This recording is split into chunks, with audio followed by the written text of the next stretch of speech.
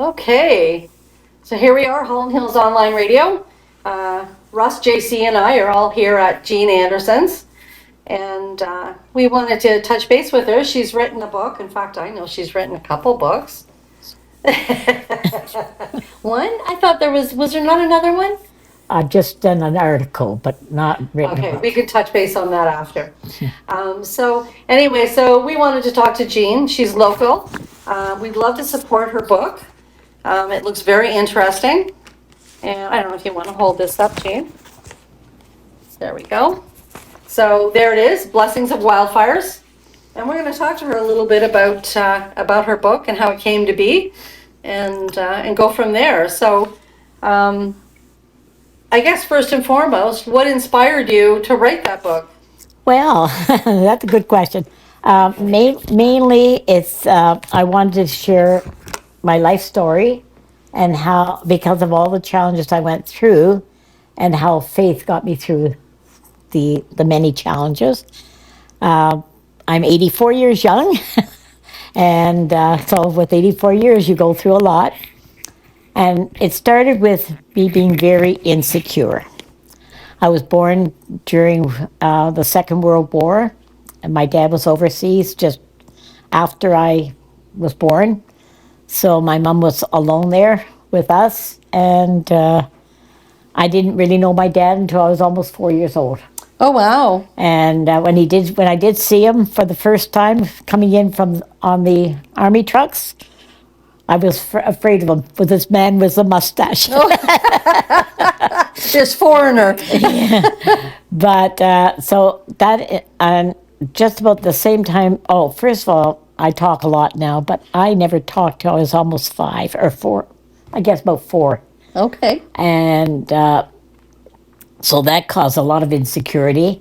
And then when I was 5, I almost died with pneumonia. So I was kept back in kindergarten, would you believe? And so that insecurity seemed to follow me all through school, even though I had wonderful parents who tried to guide me in that. And very nervous. So even though I was good in classwork, I would get very nervous in exams. And even though memory work was always a good thing with me, not now, but it was then, but I still froze in exams, some exams, especially history. And so that caused a lot of my insecurity, and it followed me right through to college. And I was very, public speaking, forget that. Public speaking, I just was very nervous about. And it wasn't until I was in college and I had 1 year under my belt. And the fellows, our pastor believed in getting the youth involved. And so once a year, we had to do the whole service, the preaching, the ushering, everything. Wow, a lot of responsibility. Yeah. And 2 of the boys were in their second year of college. And there was one other fellow who was just finishing high school, but he was the top public speaker all through his high school years. So they were all very confident. And they asked me to share, and I said, I can't do that. Why can't you? You've got a year under your belt. I said, come on, get it, guys. I'm too nervous, blah, blah, blah. But finally, I said yes. So I think the first year, maybe only had to speak maybe 5 or 7 minutes. I did okay. Second year, they asked me again. And I said, no, guys, I'm not good enough, and I don't want to. We want you to do it. They waited until I said yes, and they said, oh, and by the way, the service is going to be recorded on the radio. I could have clobbered them. I could have clobbered them. But I got through that, and from then on, I had no problem being in a mic. From then, I could speak publicly and that. And I still, after, what's that, almost 70 years, not quite, I still remember the theme I talked on. That's how impressed it was. So that's how I broke the nervousness. But then, so that the insecurity was a big thing for me. The next thing is, because of my insecurity, and I was not really popular in public school, I think too, my dad was a private in the army back then because he was just a cook. They didn't get any rank advancement. So I was kind of the little girl on the totem pole. Everybody else carried the rank, of their parents. And but the funny part is the girl I befriended because she was crippled. Her dad was the top dog in the army camp, so I was friends with him. Way to And- go. Good job. And in the end, that was a blessing, in which I'll tell you about in a minute. So, anyways, because of being picked on, in grade 7, we had to go to the army barracks for school because we outgrew our facilities, and it was almost a mile and a half walk. And these kids who had been threatening me all along got me in the open field. And one more punch, and I don't think I'd be here today. But this girl that I had befriended, her mother just happened to come by to get her because she had polio, and she was able to stop the fight. So we're still friends today, and that was from grade 6. We're still friends we call each other 2 or 3 times a week online, on the phone. So that was, the bullying was a big thing. So then my first article I ever wrote from my writing course was on bullying, and I had it printed in the new magazine out west on the island. So that was my first writing experience, other than my poetry. And then It's funny. I was going to ask you about I will ask you Yeah. to talk a little bit about the poems that are in your book. because poetry doesn't sell that well by itself anymore, I decided to integrate it into my book. And what I've done is, if a chapter had a poem that related to that, I would put it right with it. And then at the end, as a filler, I just put in about 10 or 12 poems. Beautiful. And people who like poetry have enjoyed that part of it. Most of my poetry has come out of my own pain and the answers I got. I went through very difficult things. I went through a near marriage breakup in our 15th year.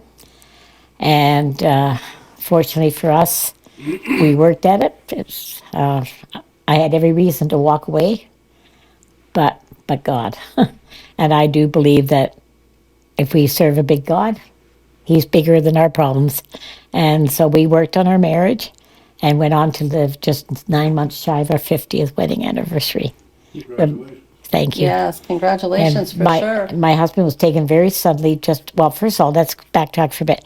So after our marriage healing, and then when we fully retired, we went to Trenton area and for 3 years. And while there, our friend called and asked if we'd go out and help him out west with a mission to Haiti. And so we agreed to go. And after 3 years, we just didn't feel that we didn't want to be with that leadership any longer. So we were all prepared to come home because we'd already told our kids we'd probably only be there for about 3 years, and our kids were only babies. Our grandkids were only babies when we left. But then our pastor asked my husband if he would come on board with his mission and ask, because he said my mother can't help me as much anymore. So John agreed to it, and so 8 years later, we were ready to come home. And John had been an introvert, and he became a real extrovert because of this pastor really helped him to believe in himself. So when we came back, he wanted to be involved in community. And for those of you who are from this area, you know about community unity. We were very much a part of that. Beautiful. My husband had a dream of putting the hats and that, and doing more than just the food bank, but to reach out and to go to the marketplace and help seniors with things. But before he could have that fulfilled, he went on a men's retreat and fell off an ATV, and 4 days later succumbed to his injuries at the age of 75. But he was a man that loved to try new things, and so that's what happened. So he actually died with a smile on his face, even though he would have been in a bit of pain, I guess, at that point. But, even with the pain, you'd never know it in the hospital. He never let on, and he just fell asleep and never woke up. And the doctor said it was his heart that took him because of the trauma. He had a lot of damage done. So that was one of the big crises that I wrote about. And with the marriage, I deal very much with forgiveness. Also, I forgot to say that I lost my youngest brother at the age of 5, and I was only 9. I never had proper closure because well-meaning neighbors told me told my mom I shouldn't be going to the cemetery because I'd be too nervous and blah, blah, blah. You know how it is. Biggest mistake they ever made because I never had closure for almost over 40 years. It wasn't until my mom and dad both were buried at the same cemetery, and I just found the number of his plot because he didn't have a stone, and it just happened to be around the corner from where my dad and mom were buried. And once I saw it, even though it didn't have a name on it, A little bit of release there. It brought closure.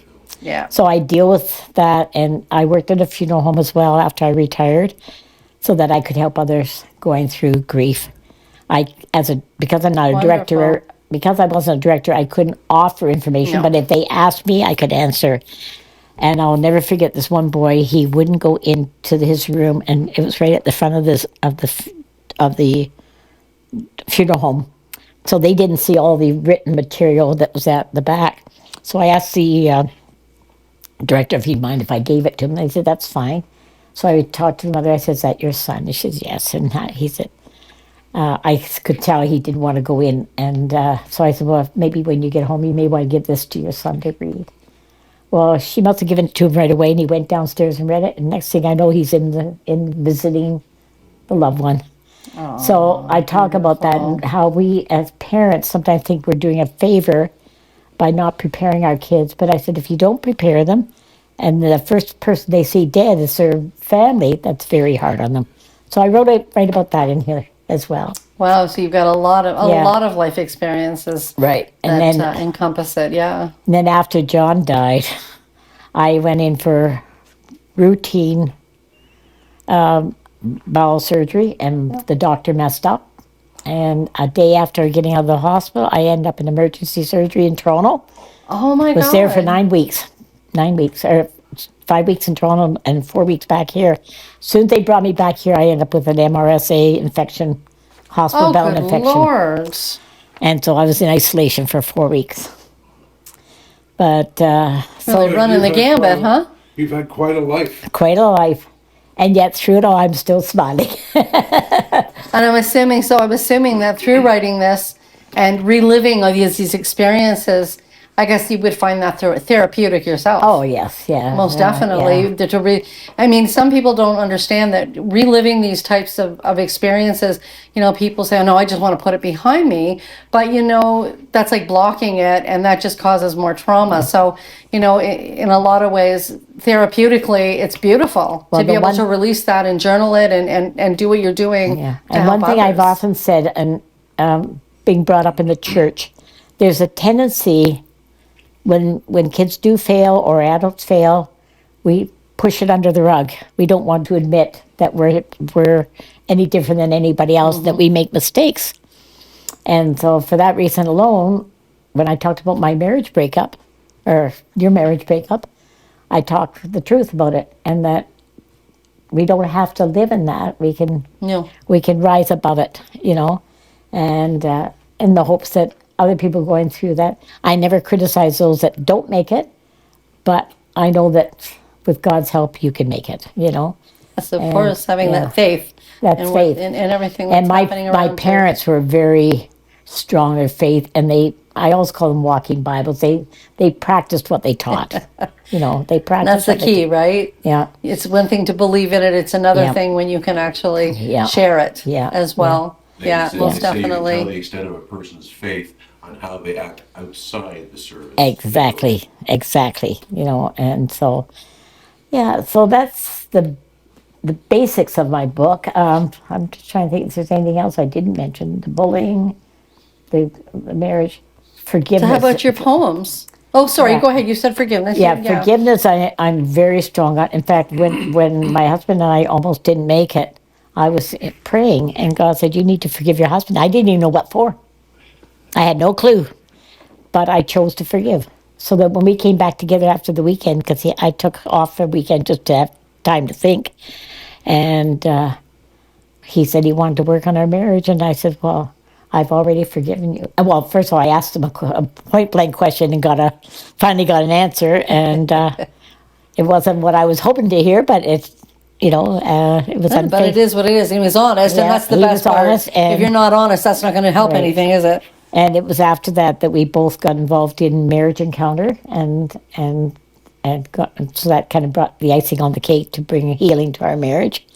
And Awesome. and so now I try to help other people with that, That's beautiful. Yeah. And then obviously it'll impact, when Yeah. people are reading this, because I find when even if it's not the same, they may have had similar experiences, Mm-hmm. and it can still direct them into a place of healing by seeing and how you worked through it and what happened, so Right, right. that's a really, really good Yeah, positive right, thing right. for people that are reading it. Yeah. So I'm assuming that was the purpose of writing the book, was Yes. the impact it will have on others. Right, Right. exactly. I wanted to be a tool to help others. Beautiful. And anybody that's bought my book, one lady told my daughter, she said, I want 2 more books. So they see themselves in it, or they see a loved one in it, and That's and that's beautiful. the whole reason I wrote it. I mean, I didn't do it to make money, because I'm not keeping any of the money. It's going to missions and that. So Oh, good. So Yeah. there's another thing that's really good. So for anybody watching this, by all means, you're not even getting a gift of experiences and practicality in terms of navigating through anything that you may have or are going through. The other thing that Jean's doing is she's donating the funds. I have to- 2 to or an 3. organi- Well, our church has a program for Which church is that? Maple Avenue Baptist. We have a program for training future pastors and leaders. So I put part of it there. And then one of our boys that left from our church is working with university students in Quebec. So Okay. I'm supporting them, plus the mission that we worked with out west. So that's what I've been trying to do as the sales come in. Now, lately there hasn't been as many sales because I haven't been doing as much promoting. That's the only disadvantage of being on Amazon. You've got to do all your own promoting. My girlfriend and I are hoping to do do a video one day. You know what? I off topic. There's a book that I'm writing as well, and that's the thing where the publisher used to do everything. Yeah. They don't anymore. Even if you go to a publisher, it's pretty much still on your doorstep. Yeah, yeah. In terms of it's getting it out expensive, there. and very expensive with the other. Can be. Yeah. Yep. I was very blessed because a girl in town here was willing to do the editing free, but I did pay her anyways because she was a homeschooling mom. Yep. But I did pay her, and then 2 friends of mine from here happened to have a friend that went to college with them about 30 years prior, and she was in Montreal, and she did this beautiful cover and all the setup of the book. Oh, you really lucked out Because I'm there. not, I mean, I paid her, of course, Yeah. but her prices were reasonable. And then she, in turn, had a friend in the States who walked me through putting it on Amazon. So, There you go. So it was meant to be. yeah, so all In together, every way. probably counting the girl that did this also did a web page for me after that, so that was a little extra money. So probably altogether, I was probably about $1,200. Whereas if I'd gone to a publisher, we'd be looking at 9 or 10,000. And then you don't get Yeah, the and they rights. have And then different avenues they take Yeah. in terms of that. But yes, I know what you're saying. It is definitely more expensive. Yeah. Especially if you allow them to do the content editing and that Yeah, type of thing. But there are ways around that. Yeah, So yeah. that's good that you were able to find that. So the other thing is that we had talked about was I had seen looking on Amazon. I was Yeah, looking yeah. at the write up in terms of what the Yeah. book was. It showed there was another book at the bottom, From Farm Girl to Missionary: The Life of Mary Haskell Renfro. That's not one. I guess they're just posting that then. Oh, I think it was just somebody. Because maybe the way it was posted. put up there, it was like it was another one. No. Because no. it showed something with your name, and I thought, oh, she's done another one. So that is not related. No. It's just an advertisement that was Probably- on the bottom. Then probably somebody- Okay. yeah, no. Yeah, because No. it's very it was very.